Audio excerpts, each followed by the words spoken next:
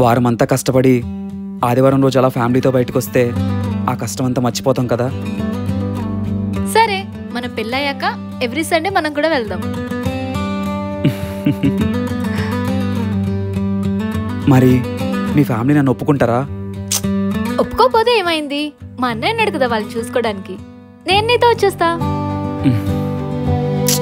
అయినా అలా ఏం వద్దు. ముందు నువ్వు అనుకున్నట్టుగా మీ ఫ్యామిలీ సిచ్యువేషన్ ఫైనాన్షియల్గా బాగుంది, అప్పుడు చేసుకుందాం. నువ్వు నా లైఫ్లోకి రావడం నిజంగా నా లక్ష్యం. అర్థం చేసుకునే అబ్బాయి లైఫ్లోకి వస్తే అంతకన్నా పెద్ద ఆస్తి ఏముంది? I love you. I love you two.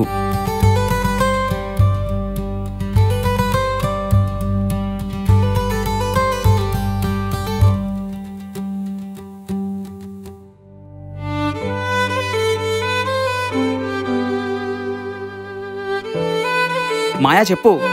ఎక్కడున్నా? రూమ్ దగ్గర ఉన్నా. నేను అర్జెంట్గా కలవాలి, ఒకసారి రావా?